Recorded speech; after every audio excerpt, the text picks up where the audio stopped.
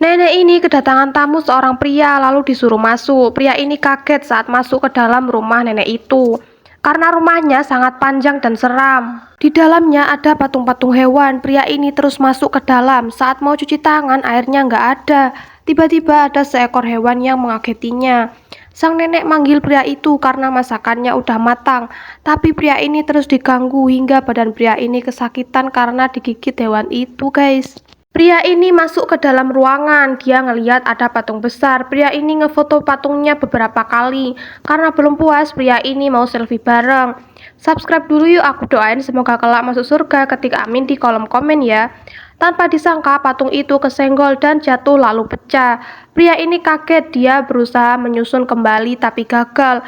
Mau nyontek di HP-nya, baterainya malah lobet. Pria ini mencoba lagi tapi gagal terus, hasilnya nggak sama. Pria ini sedih lalu pulang. Pas di rumah, pria ini mondar-mandir dan berpikir jernih. Dan ternyata dia punya ide, foto-foto yang di tembok tadi diganti dengan fotonya sendiri. Sementara patungnya dibiarkan begitu saja. Pria ini masuk ke dalam ruangan. Dia ngeliat ada patung besar. Pria ini ngefoto patungnya beberapa kali. Karena belum puas, pria ini mau selfie bareng. Subscribe dulu yuk, aku doain semoga kelak masuk surga. Ketik amin di kolom komen ya. Tanpa disangka patung itu kesenggol dan jatuh lalu pecah. Pria ini kaget, dia berusaha menyusun kembali tapi gagal. Mau nyontek di HP-nya, baterainya malah lobet. Pria ini mencoba lagi tapi gagal terus, hasilnya nggak sama. Pria ini sedih lalu pulang. Pas di rumah, pria ini mondar-mandir dan berpikir jernih. Dan ternyata dia punya ide, foto-foto yang di tembok tadi diganti dengan fotonya sendiri. Sementara patungnya dibiarkan begitu saja.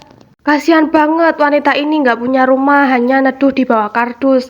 Ada seorang ibu yang lewat situ lalu kalengnya jatuh. Sama wanita ini kalengnya dibalikin.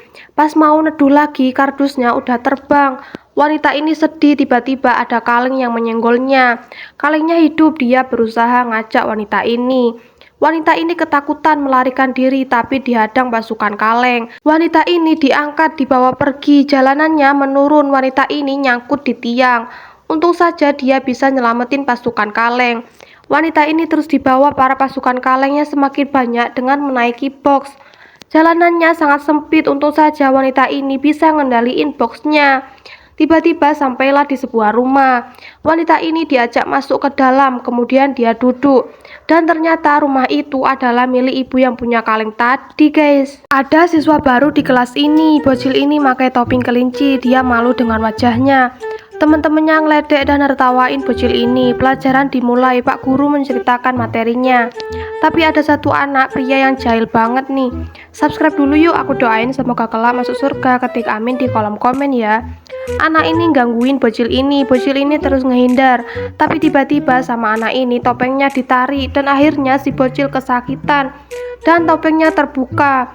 Ternyata mulut bocil itu ada coretannya. Bocil ini malu karena kelasnya berisik. Pak Guru marah lalu melanjutkan materinya. Bocil ini nutupin mulutnya hingga salah satu temannya niru dengan nyoretin mulutnya juga.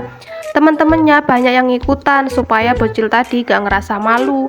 Kemudian bel berbunyi dan akhirnya para siswa difoto dengan coretan di wajahnya itu, guys. Kasihan banget, bocil ini dimasukin oven. Pria dan wanita ini berusaha masukin bocil ini. Bocil ini berhasil keluar tapi dimasukin lagi. Subscribe dulu yuk, aku doain semoga kelak masuk surga. Ketik amin di kolom komen ya. Ayah dan ibu si bocil berusaha masuk tapi pintunya dikunci. Sang ayah mendobrak pintunya lalu mencari bocil itu. Si bocil tangannya kejepit, untung saja bisa ketarik.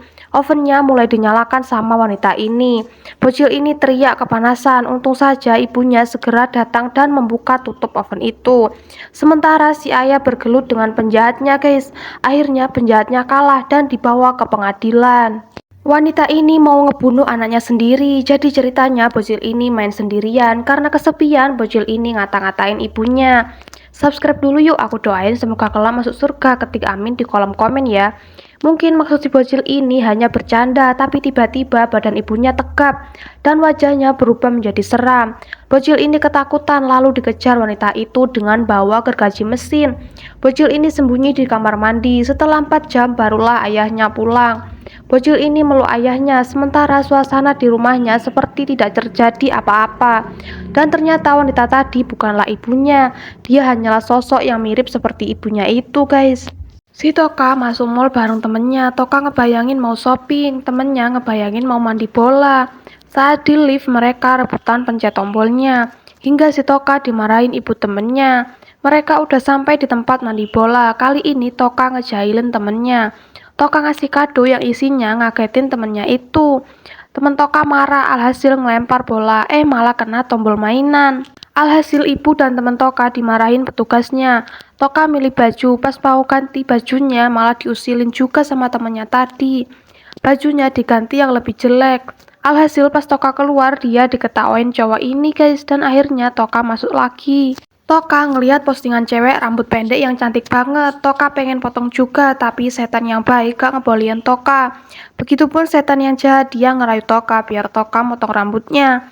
Setan jahat dan setan baik bergelut dan setan baiklah yang kalah. Akhirnya Toka nekat motong rambutnya, tapi hasilnya jelek. Toka manggil temennya, dipotongin juga nih sama temennya. Tapi hasilnya jelek juga, dicoba beberapa kali, hasilnya makin jelek. Toka marah, berusaha ngejar temennya. Setelah sekian lama, Toka punya ide dengan masang wig. Rambut Toka jadi cantik banget, sementara temennya babak belur karena dipukulin si Toka.